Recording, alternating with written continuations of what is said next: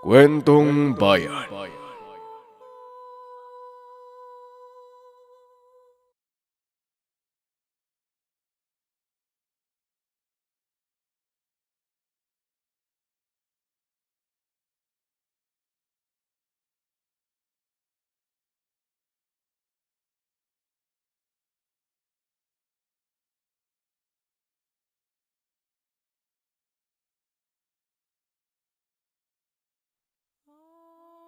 Dahil sa pagkakaibigan, kaya nitong talikuran ang lahat ng bagay, kahit na ikapahamak pa ito ng buhay ng isang tao. Kung tunay ang pagkakaibigan, hindi ka magdadalawang isip na gawin ang bagay na ito. Ang kwentong ito ay hango sa totoong buhay. Mula ito sa isa nating kabayan na itago na lang natin sa pangalang Ruben. Taong 1996, Iloilo.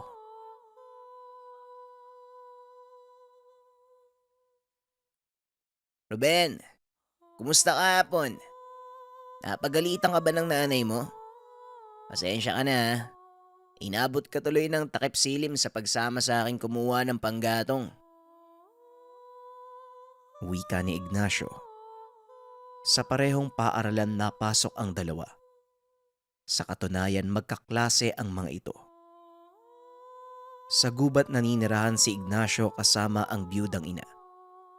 Palagi itong nangunguha ng mga tuyong kahoy at dahon na ginagawang panggatong. Ano ka ba, wala yon?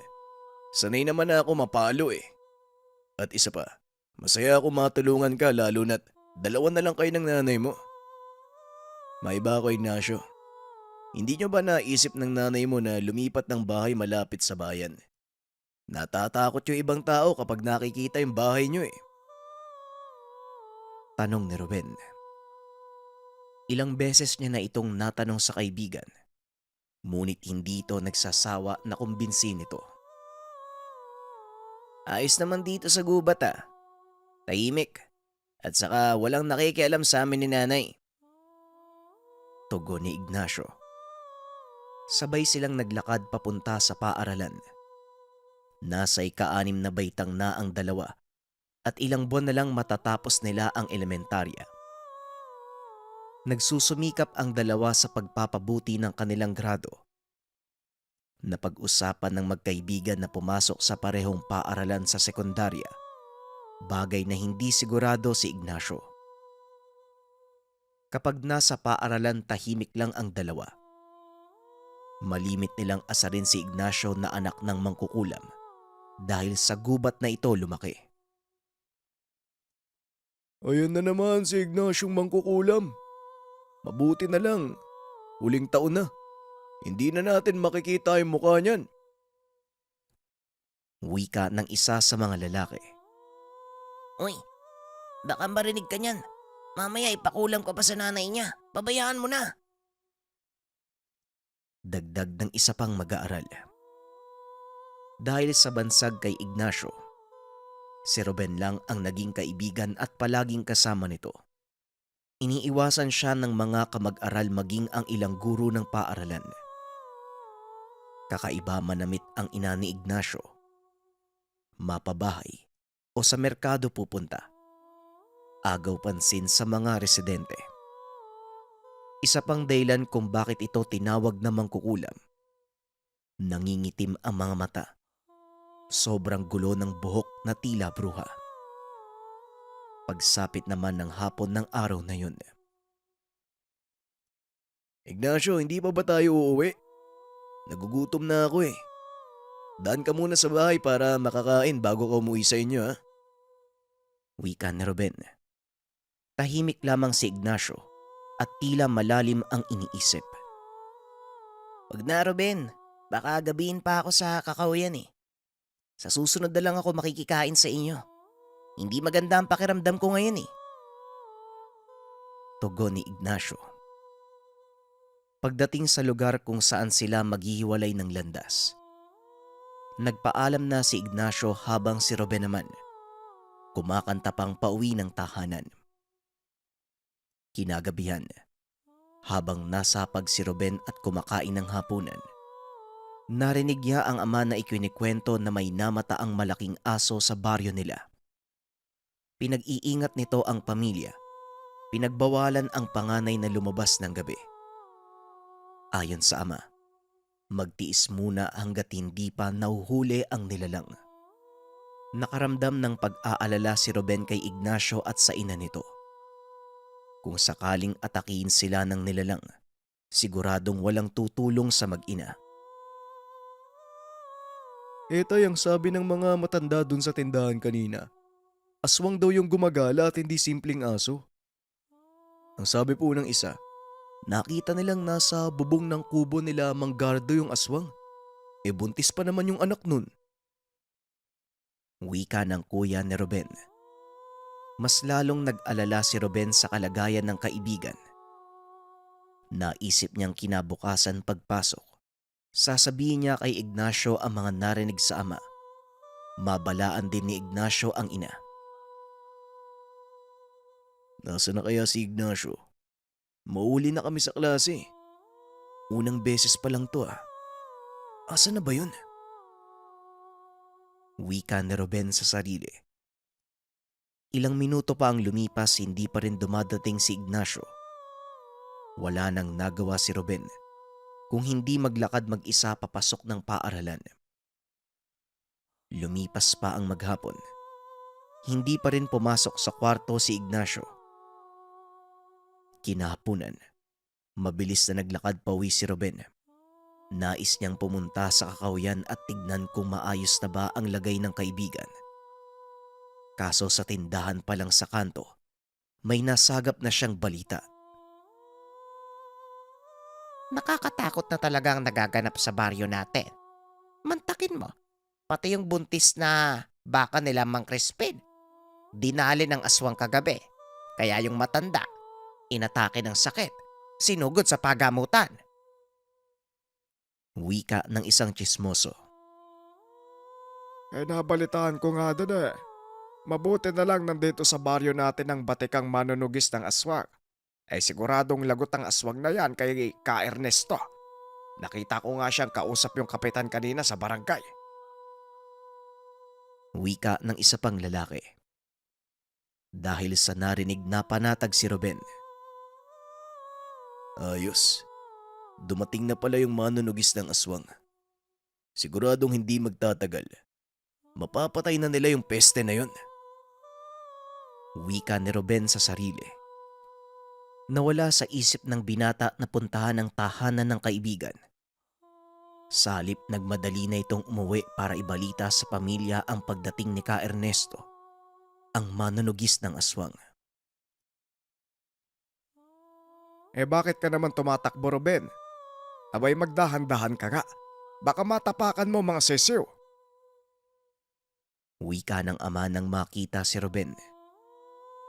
Mahilig sa sabong ang ama, kaya marami itong alagang manok. Ito din ang naging libangan nito at pinagkakakitaan. Ibinibenta niya ang ilan sa mga itlog ng inahin. Mano po tay?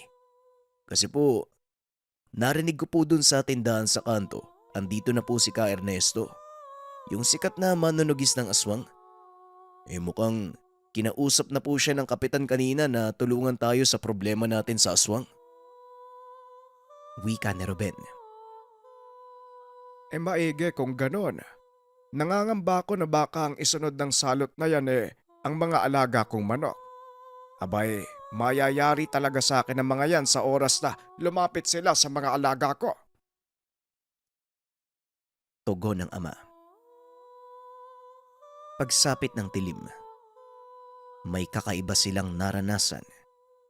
Sa hindi kalayuan nakarinig sila ng mga paghiyaw at tila nahihirapang boses ng lalaki. Kaso walang naglakas ng loob na sumugod sa dilim at harapin ang isang nilalang na hindi nila alam kung ano ang itsura. Walang nagawa ang mga tao ng gabing iyon kung hindi pakinggan ang nakakapanindig balahibong pagsigaw ng lalaki. Kinaumagahan, usap-usapan ito ng mga residente sa lugar. Meron silang sari-sariling opinyon sa nangyari kagabi. Ngunit walang napapabalita na natagpo ang katawan o taong namatay magmula ng nakaraang mga araw. Naging palaisipan sa lahat kung kaninong boses yung narinig nila kagabi. Biyernes. Kinabukasan walang pasok si Ruben. Kagaya kahapon wala muli si Ignacio. Labis na ang pag-aalala ni Ruben sa nangyari sa matalik na kaibigan.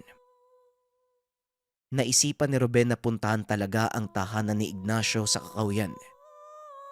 Hindi na ito umuwi ng tahanan at dumiretso na kila Ignacio. Makapal ang Kakahuyan. Mahirap makapasok sa lugar. Malakas ang loob ni Ruben dahil ilang ulit na siyang isinama ni Ignacio. Kaya nakabisado niya na ang daang tatahakin papunta sa tahanan nito. Habang naglalakad ng maingat sa Kakahuyan, nakarinig siya ng mga paghingal at pag-iyak. Boses ng lalaking tila sobrang nahihirapan.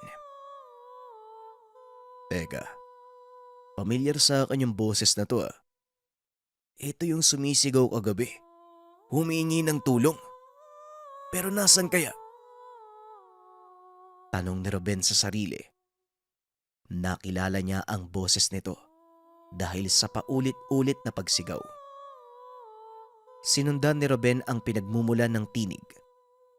Nang mapunta sa yungib, natagpuan niya ang lalaki, hinang-hina at sugatan. Nabigla ang binata nang humarap ito sa kanya. Ito ang sikat na manunugis ng aswang na si Ka Ernesto. Kilala niya ang mukha nito. Ilang beses niya na itong nakita sa fiesta. Manong Ernesto? Na paano po kayo? Ano pong nangyari? Tanong ni Ruben. Hindi basta ang aswang na nandito sa inyo. Ni hindi ko nagawang magalusan. Napakatigas ng balat niya. Hindi lang iisa ang nasa Kakahuyan, bata. Mabuti na lang may isang bata din na tumulong sa akin. Tumawag ka ng tulong para makabalik tayo sa bayan. Bago pa ako matonton ng mga aswang na yon. Wika ng aswang. Puno ito ng kalmot sa muka at sa katawan. Bali din ang isang paa at nakauslina ang buto. Makikita na matinding labanan ang naganap kagabi dahil sa sinapit ng matanda. Kagad namang sumunod si Ruben. Naudlot muli ang pagpunta sa tahanan ng kaibigan. Mabilis itong tumakbo sa tahanan at pinunta ng ama upang makahingi ng tulong. Matapos nun, pumunta ang ama sa barangay para kausapin ang kapitan at ipinagbigay alam ang nangyari sa manunugis. Kapitan, mukhang hindi ordinaryong aswang yung nakalaban ng manunugis eh. Sa paglalarawan ng anak ko, malaki ang pinsalang natamo ni Ernesto. Malabong magampanan pa niya ang trabaho niya. Wika ng ama sa kapitan. Kagad namang nagpatawag ng tanod ang kapitan. Pinuntahan ng yungib kung nasaan si Ka Ernesto. Maayos naman itong nadala sa pagamutan. Hawak naman ni Ruben ang kwintas na nakita noong binubuhat ng mga tanod si Ka Ernesto. Nahulog ito mula sa bulsa ng manunugis at kagad namang dinampot ni Ruben. Sabado ng umaga. Tahimik pa ang paligid nang magpaalam si Ruben na maglalaro lang. Dala ng binata ang bag na may lamang asin at kalamansi. Ito lang ang alam niyang pangontra sa mga aswang ayon sa yumaong lolo. Gusto niya itong dalhin para ibigay kay Ignacio. Walang takot na sinuong ni Ruben ang Kakahuyan sa kabila ng posibilidad na naroon pa at nagtatago lang ang aswang. Nakakabigi naman yung katahimikan ng gubat. Namamangha ako kay Ignacio sa kasananay niya. Akalain mo, kaya nilang dumaan dito araw-araw. Wika ni Ruben habang abala sa paghawi ng mga matitinik na uri ng baging. Nakaharang ito sa daanan. Dahil sa sobrang pagkaabala, hindi niya napansin ang dambuhalang asong nasa harapan. Matalas ang tingin nito sa kanya. Ngunit hindi pa rin iyon nakikita ni Ruben. Nang muli siyang lumingon sa daanan, napaupo sa lupa dahil sa gulat ang binata. Napakalaki ng aso at alam niyang hindi niya ito matatakasan kahit tumakbo. Ngunit biglang nag-init ang kwintas na nakuha mula sa manunugis. Nakakapaso ito, kaya inilabas ni Ruben ang kwintas sa damit. Inikutan ng nilalang si Ruben habang umaangil. Mas lalo itong naging mabagsik. Bumibuelo ng atake anumang oras. Hanggang sa makita ni Ruben si Ignacio at papalapit sa kanya. Doon pa lamang kumalma ang aso at umalis sa lugar. Ruben, bakit ka nagpunta dito? Nababaliw ka na ba? Gusto mo yatang makain ng boy. Wika ni Ignacio. Ano bang ibig mong sabihin? At saka, ano ba yung asong yun? Huwag mo sabihing alaga mo yun. Tanong ni Ruben. Huwag mong ibayin ang usapan. Bakit ka nandito? Alam mo namang delikado sa kakao yan eh. Paano kung nilapakan ng aso? Anong mangyayari sa pamilya mo? Tanong ni Ignacio. Nagmatigas si Ruben. Ayon sa kanya, naroon lang siya para iabot ang mga pangontra sa aswang. Dahil nag-aalala siya sa kalagayan ng kaibigan. Maraming salamat sa pag-aalala mo, Ruben. Pero pakiusap, kailangan mo nang umalis. Sa susunod ko na ipapaliwanag ang lahat. Ngayon sikapin mo munang makabalik sa inyo. Ako na mismo ang pupunta sa inyo. Wika ni Ignacio. Hindi maintindihan ni Ruben ang mga nangyayari at kung bakit siya itinataboy ng matalik na kaibigan. Papaalis na sana si Ruben, ngunit bigla siyang nakarinig ng boses ng matanda. Napansin din niya ang pamumutla ng mukha ni Ignacio. Ignacio, bakit hindi mo naman sinabi na meron ka palang panauhin? Abay matutuwa ang angka natin sa pagbisita niya. Halika iho, tumuloy ka muna't makisaya sa amin. Imbita ng lolo ni Ignacio. Ang pangalan ay Lolo Marco. Imbis na matuwa si Ruben, natakot siya sa itsura ng matanda. Tila sa tono pa lang ng tinig nito, alam niyang hindi maganda ang pakay. Kaso nga lang wala nang nagawa si Ruben. Napalibutan na siya ng mga kamag-anak ni Ignacio. Halika na, Ruben. Sumunod ka lang sa akin kung gusto mo pang makalabas dito ng buhay. Sinabi niya kay Ruben, may pagdiriwang ang mag-anak nila. Ngunit ang kinatakot ni Ruben, ang pag-amin sa kanya ng kaibigan. Ruben, kung sakaling makalabas ka dito sa gubat ng buhay, kahit kailan hindi mo na ako makikita. Mamayang gabi, tatanggapin ko na ang pagpasa ng lahi sa akin. Pagkatapos nun, baka hindi na ako yung dating Ignacio na kilala mo. Maaaring magkaroon ako ng bagong katauhan. Pagpapaliwanag ni Ignacio. Ano bang sinasabi mo, Ignacio? Hindi ko talaga maintindihan eh. Tanong ni Ruben. Ruben, makinig ka. Mula ako sa lahi ng malakas na aswang. Nung isang gabi, nakasagupa ng lolo ang isang manunugis ng aswang. Mabuti na lang naitago ko yung lalaki. Kung hindi, siguradong patay na yung manunugis na yun. Makinig kang mabuti. Mamayang gabi, gagamitin natin ang oras ng pagtanggap ko ng mutya para makatakas ka.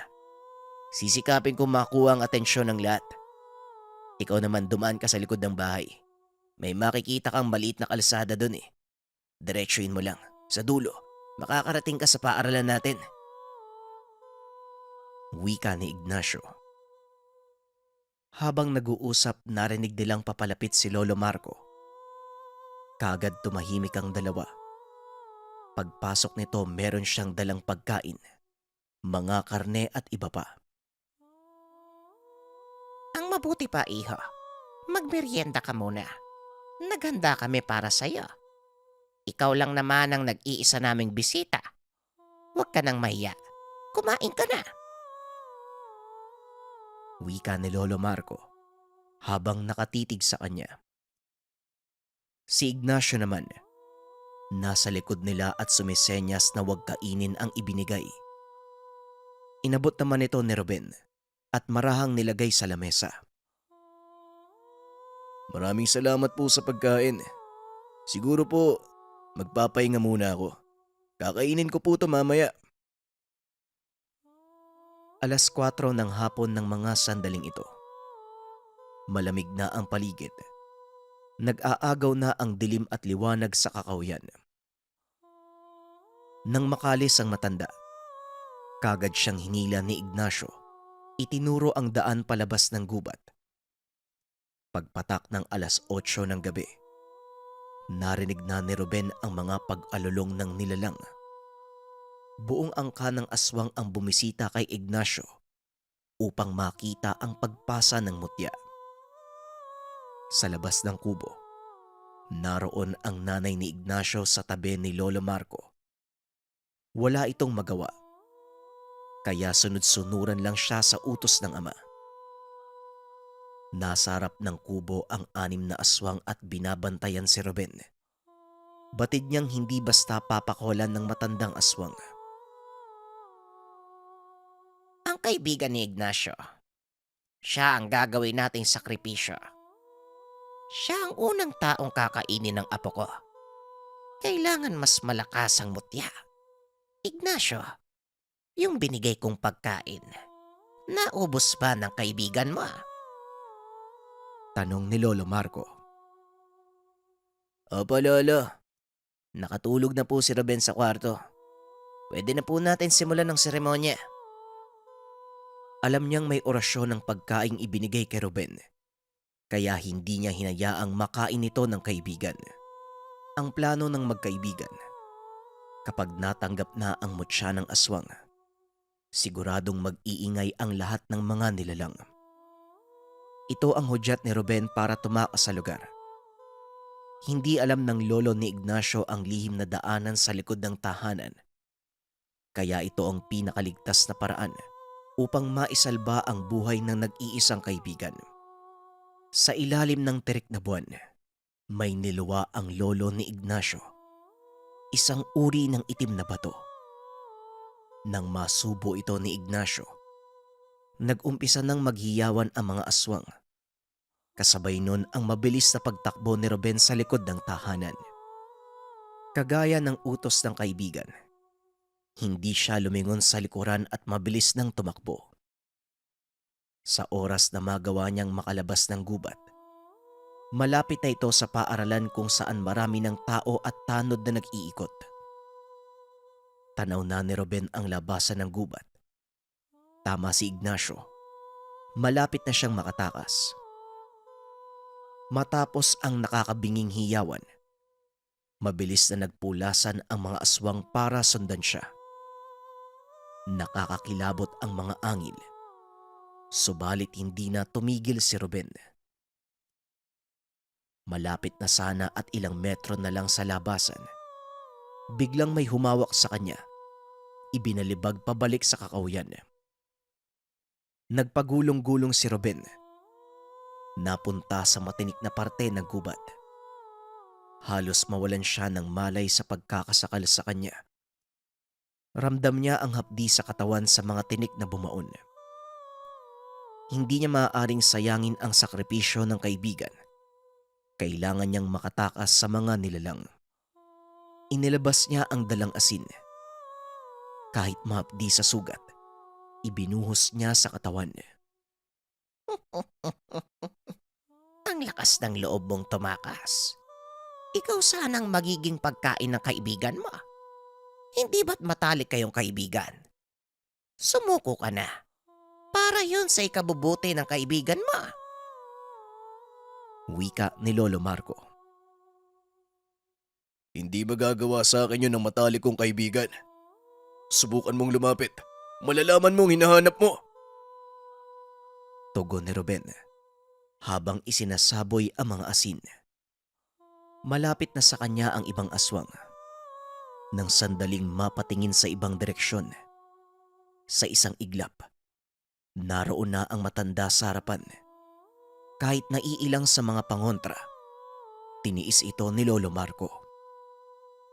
Hindi ito pinansin ng matanda. Ngunit hindi din tuluyang mahawakan ng binata. Akmang ibabaon na sana ni Lolo Marco ang kuko sa katawan ng binata. Isang nilalang ang sumugod sa kanya, kaya nabitawan si Ruben. Naroon si Ignacio, pilit na nilalabanan ang pagkauhaw sa dugo ng tao. Sinigawan niya si Ruben. Tumakas na sa lugar. Papatakbo na sana si Ruben. Sinakal ni Lolo Marco si Ignacio. Mas gusto mo pang iligtas ang taong yan kaysa pagyamanin at palakasin ang ating angkan. Kung ganon, hindi pwedeng mangyari yan hanggat nabubuhay ako, Apo. Hindi na makahinga si Ignacio hanggang sa muling uminit ang kwintas ni Ruben. Hindi malaman ni Ruben ang gagawin. Hinubad niya ang kwintas at sinugod ang lolo ni Marco. Sinuot niya ang kwintas sa leeg nito.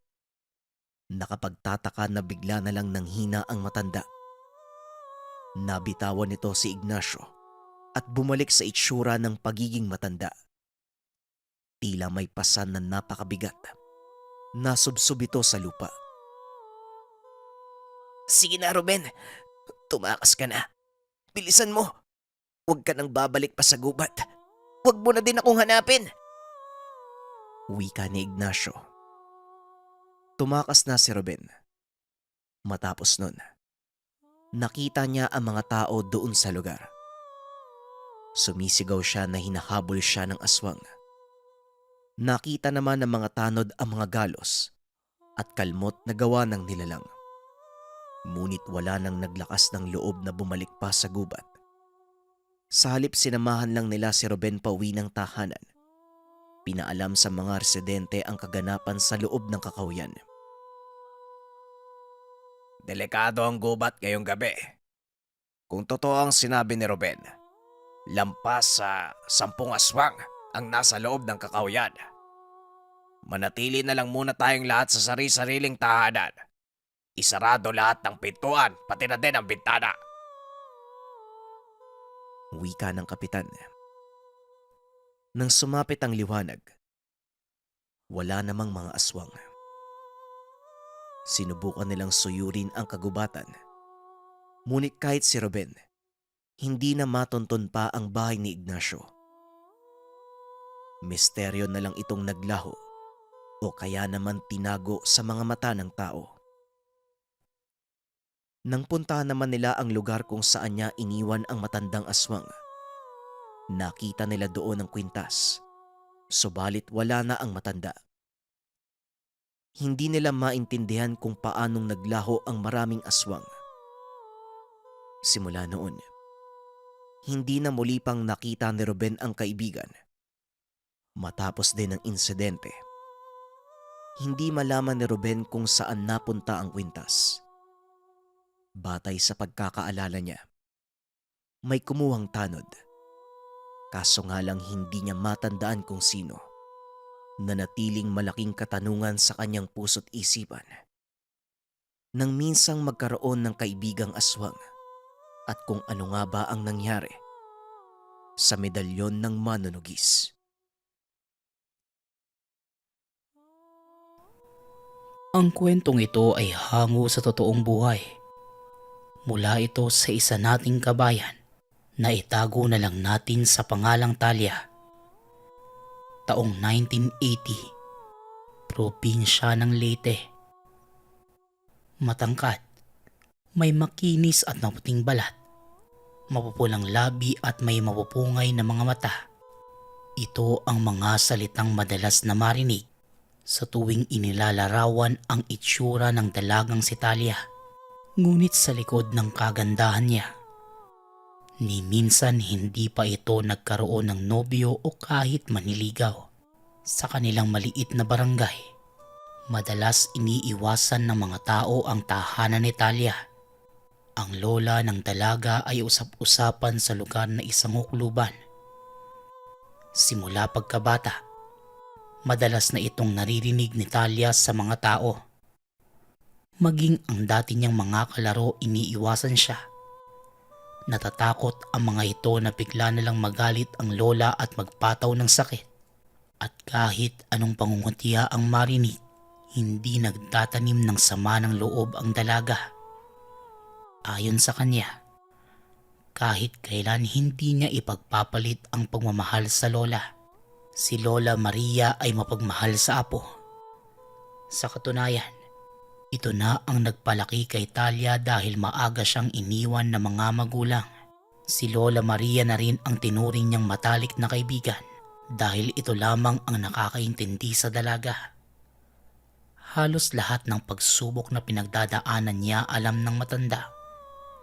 Itinuring niya ito bilang totoong anak. Kaya naman, solido talaga ang pagsasama ng dalawa. Mas pinipili na lamang ni Talia na manahimik sa tahanan kesa makinig sa mga usapan ng mga tao. Ayon sa kanya, natural sa mga tao na may masabi maging masama ka man o mabuti sa kanila. Hindi ito mawawalan ng komento kahit kanino.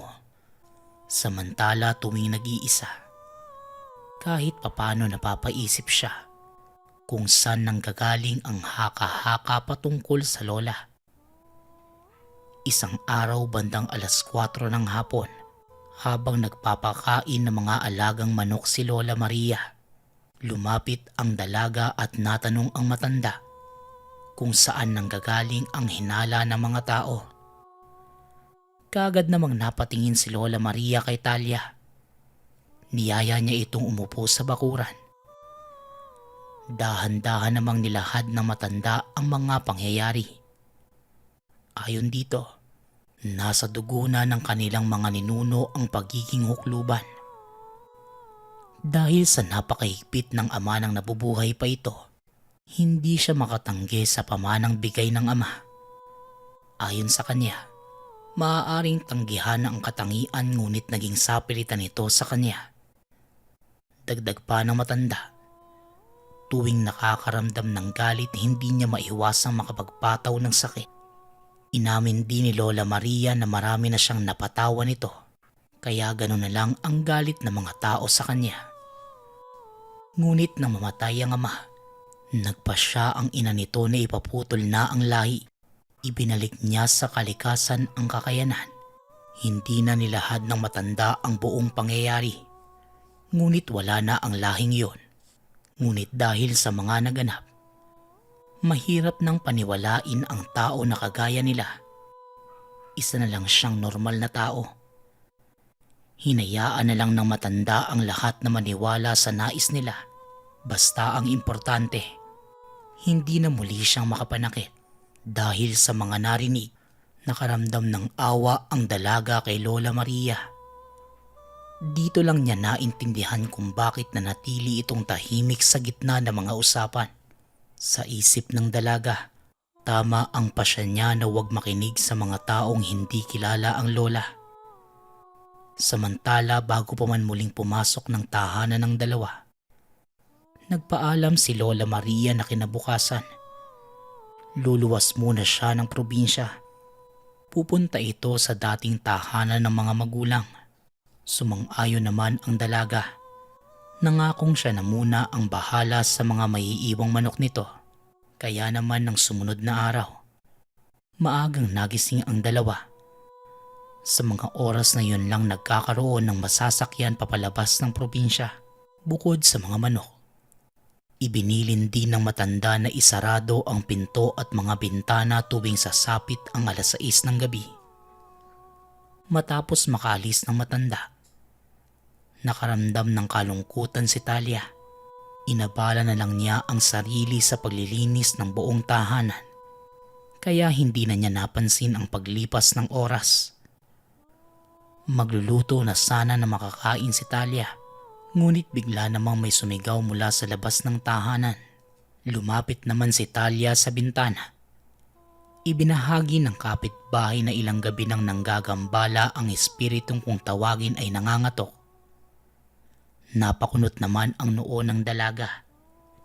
Ito pa lamang ang unang beses na narinig ang salitang iyon. Wala din namang nanggagambala sa tahanan, kaya hindi ito pinansin ng dalaga. Samantala, maliban sa pag-abiso ng kapitbahay na isarado ang pinto tuwing gabi, wala naman itong iba pang nabanggit.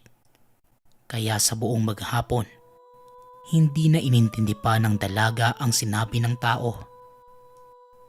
Pagsapit ng 6:00 ng gabi, nagpabaga naman ang bunot ng niyog si Talia dahil bigla ang naglabasan ang napakaraming lamok.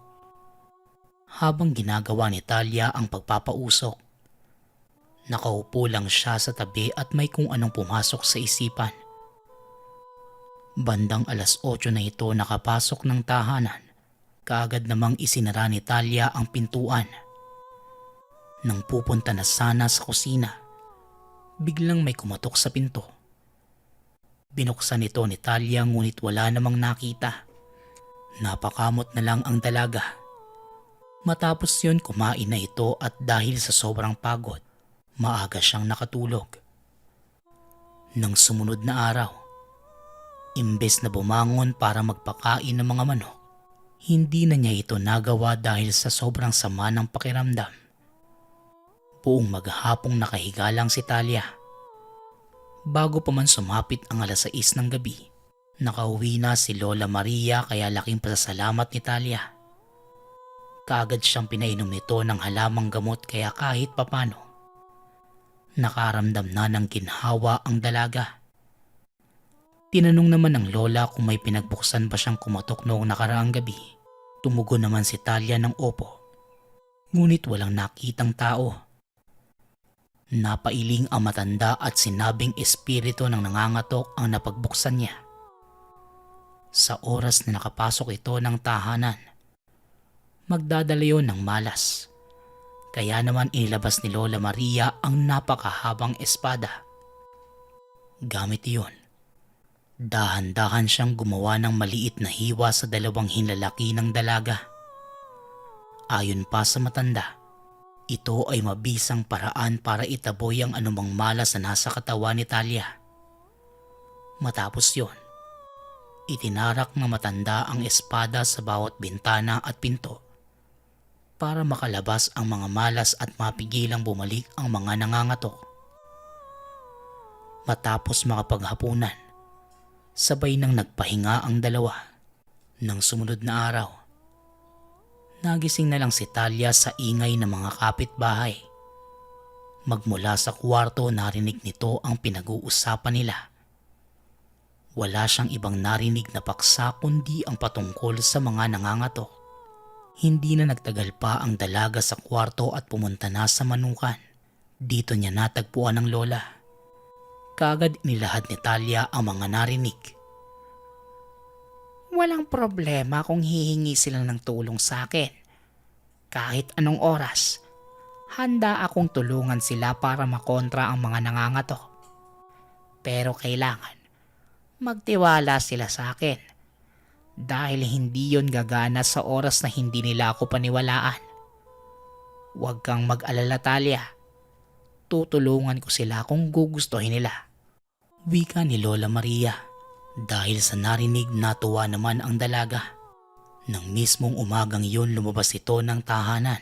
Hinahanap ang kapitbahay na pumunta noong nakaraang araw. Aalokin niya ito ng tulong. Nang makita ni Talia ang tao, hindi na nag-atubili si Talia na ilahad ang pakay. Naging maayos naman ang pag-uusap ng dalawa hanggang sa pumayag na ang kapitbahay. Nagmamadaling bumalik si Talia at nang sabihin nito kay Lola Maria, hindi naman nagdalawang isip pa ang matanda. Iniutos na lang nito sa apo na kunin ang espada sa kwarto. Doon lang lubos na nasilayan ni Talia ang detalye ng gamit. Itinapat niya ito sa araw at nakita ang mga nakaukit na maliliit na nakasulat. Ayon sa kanya, para itong mga letra sa ibang lengguwahe. Sa bandang hawakan naman may nakaukit na sungay ng kalabaw. Hindi niya pa tapos matignan ang lahat ng detalye, tinawag na siya ng matanda. Habang papunta sa tahanan ng kapitbahay, marami ang nakatitig kay Lola Maria dahil sa tagal ng panahon. Yun lamang ang unang beses na lumabas ito at nakikapit bahay. Samantala magalang naman tinanggap ng pamilya si Lola Maria. Inuutos ng matanda na isarado ang lahat ng mga pinto't bintana. Itinarak niya ang dalang espada at kada paghugot. Siniselyuhan niya ito ng pabulong na mga dasal. Matapos maisagawa, hindi na nagtagal pa ang matanda at nagyaya ng umuwi. Inalok pa ito ng magmerienda man lang. Ngunit ayon sa matanda, tatanggapin niya kahit simpleng pasasalamat lang. Dahil dito nakaramdam ng saya ang dalaga. Sa loob ng mahabang panahon meron nang tumanggap sa matanda bukod sa kanya. Magmula ng araw na yon, naging usap-usapan sa lugar ang ginawa ng napapabalitang hukluban. Sa pagdaan pa ng mga araw, mismong ang may-ari ng tahanang natulungan ang nagsabi, epektibo ang ginawa ng matanda. Sa pagselyo nito sa mga pinto at bintana, ni minsan wala na silang narinig na kumatok tuwing 10 oras ng gabi. Maging ang isa nitong anak na nagkaroon ng sakit, himala na kusa na lang itong gumaling. Dahil sa sitwasyon, unti-unti nang pumupunta ang mga tao sa tahanan ni Talia para humingi ng tulong. Kagaya naman ng naunang binitawang salita ng matanda, kailanman hindi ito tumanggi sa kahit sino. Dahil sa dami ng natulungan ng matanda, hindi tulad dati na sila lang ang magkausap. Ngayon madalas nang may mga tao sa bakuran nila Talia. Kahit papano may tiwala na ang mga tao sa matanda dahil matagal na panahon na ang nakalipas, magmula nang huling may makaengkwentro sa hukluban. Ang usapan patungkol sa pagiging hukluban ni Lola Maria. Natakpan ng mga usapin patungkol sa kabutihang loob nito at sa gamit na espada. Ngunit sa kabila ng mga taong naniniwala sa kabutihan, madalas nananaig pa rin ang kasamaan. Isang araw, nagising si Talia dahil walang patid sa paghahalongkat ang lola. Ayon dito, hindi niya mahanap ang espada. Kaagad namang tinignan ni Talia ang baul kung nasa nito palaging inilalagay. Kagaya ng sinabi ni Lola Maria, wala na ito doon. Noong araw na yon wala nang ibang ginawa ang dalaga kundi maghanap sa buong tahanan. Ngunit hindi na muli pa itong nakita. Lumipas pa ang 3 araw. Hindi pa rin sumuko ang dalawa sa paghahanap. Sa katunayan, natanong na nila ang mga kapitbahay ngunit wala namang nakakita. Hanggang may isa sa mga ito ang lumapit sa matanda at sinabing kilala niya kung sino ang kumuha ng espada. Kaagad nilang pinuntahan ang tahanan nito. Hindi naman nabigo si Lola Maria. Dahil sa harapan mismo ng tahanan kung saan may mga puno ng saging, isa sa mga ito ang pinagtarakan ng espada. Ganun na lamang ang panlalaki ng mata ng matanda. Dahil para sa kanya kawalan ito ng respeto sa gamit. Magmula sa bakuran ng tao, tinawag ng matanda ang lahat at hindi nagtagal. Naglabasan na rin ang mga tao. Sa pagkakita ng matanda sa lalaki, kagad itong namukaan dahil isa ito sa napatawan niya ng parusa dati. Ayon sa kanya, ang lalaking yun ay minsan nang nagkaroon ng atraso sa kanya. Ito ang sumunog sa dati niyang tirahan. Naalala mo ba ako, Kluban? Ako yung dati mong biktima. Hinahanap mo ba yung panlinlang mo sa mga tao? Hindi mo na uli mabibilog ang ulo ng mga kapitbahay mo. Kailanman, walang pagkakataong magbago ang sino mang may dugong sa demonyo. Dahil sa narinig, nagpintig ang tenga ni Lola Maria. Hindi na ito nagpaalam at pumasok sa bakod. Nilapitan niya ang lalaki at nagbigay ng matatalim na titig. Walang humpay pa rin sa kakatawa ang lalaki hanggang sa may binitawang salita ang matanda at napahawak sa dibdib ang lalaki. Diretsyong hinugot ni Lola Maria ang espadang nakabaon sa puno ng saging.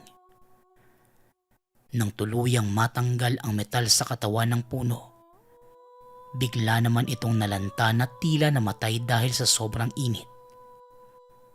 Samantala ang lalaking nagtangka na nakawin nito, tuluyan ng nanghina habang hawak ang dibdib.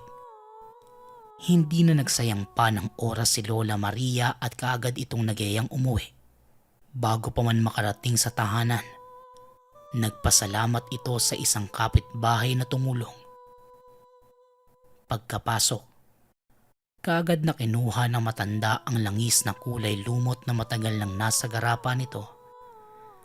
Dahan-dahan itong binuhos sa espada na tila hinuhugasan. Napatakip naman ang ilong si Talia dahil sa biglaang umalingasaw ang napakabahong amoy. Para itong kakaning baboy na matagal nang hindi nagagalaw. Hindi na rin muna nito pinakialaman ang matanda. Bagkus lumabas na lang muna ng tahanan. Bandang 5:00 na mga panahong yon, hindi pa rin pumapasok ng tahanan si Talia. Nagpausok na lang ito ng bunot ng niyog. Ramdam pa din sa buong tahanan ang galit ni Lola Maria. Kahit papano, may mga kapitbahay na lumapit sa dalaga para makibalita sa nangyari. Ngunit nanatiling tahimik si Talia bilang respeto sa matanda. Kaagad din naman itong nagpaalam sa mga kausap. Umuwi na ito ng tahanan. Nagluto na lamang ng hapunan para yayain ng lola. Nang matapos sa ginagawa, lumapit si Lola Maria kay Talia habang abala sa niluluto. Alam mo po, may mga pagkakataon talagang mas mainam na lang na maging kaibigan ang mga hayop kaysa sa mga tao. Ganito ata talaga ang mundo. Apo, may mga tao na kahit anong kabutihan ang ipakita mo, maghahanap at maghahanap pa rin ang ikasisira mo. Aaminin ko sa'yo, nang mga oras na nakahawak sa dibdib ang lalaking yon, biglang nabuhay ang dugo ko sa pagiging hukluban. Hanggang ngayon, nagagalit ako sa sarili ko dahil hindi ko naman gusto yon.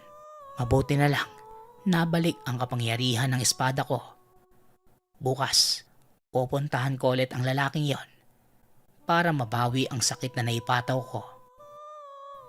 Wika ng matanda. Wala namang ibang nagawa si Talia kundi ang sumang-ayon. Ayon sa kanya, sasamahan na lang niya si Lola Maria sa muling pagbalik. Matapos makapaghapunan ng dalawa, diretso na silang nagpahinga dahil kailangan maaga pa lamang. Magamot na ang lalaking yon. Kaya nang sumunod na araw, sa unang pagkakataon nakita ni Talia kung gaano kabagsik ang nagagawang parusa ng lola. Kahit madaling araw pa lang, naabutan nila ang lalaki na nasa labas ng tahanan. Walang humpay sa pagpapaikot-ikot at tila mabangis na hayop kung umasta. Dahil doon hindi na nakalapit si Talia. Isa pa sa napansin ng dalaga, tila nabutas na ang dibdib ng lalaki kakakamot. Hindi man lubos na makapaniwala ngunit sigurado siya, malinaw ang kanyang nakikita. Habang si Lola Maria naman, gamit ang espada tinapat ito sa katawan ng lalaki. Bigla itong natigil sa ginagawa sa mismong sugat ng dibdib. Dahan-dahang binaon ng matanda ang dalang espada. Halos mapapikit naman ang dalaga sa pag-aakalang babawian na ito ng buhay. Ngunit sa muling paghugot ni Lola Maria, bigla na lang nawala ang nasabing sugat sa dibdib ng lalaki. Maging ang pag-iisip nito ay nakabalik na rin katulad sa dati. Ngunit hindi na nito makilala ang dalawa.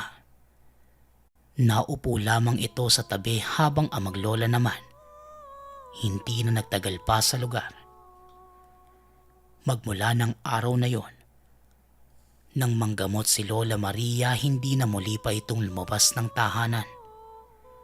Ayon sa kanya, iiwas na lamang siya sa mga tao para hindi na muli pang makaramdam ng galit. Hindi naman tumutol si Talia. Sa paglipas ng mga araw, buwan at taon, unti-unti nang nanghina ang katawan ni Lola Maria. Ngunit umabot pa ito ng 100. Matapos yon, tuluyan na itong sumakabilang buhay. Noong mamaalam si Lola Maria, lahat ng gamit ay tinago ni Talia. Magpasa hanggang ngayon, itinatago pa rin ni Talia ang espada ni Lola Maria. Maging ang asawa nito, hindi makapaniwala tuwing naikukwento ang kasaysayan sa likod ng espada ng hukluban.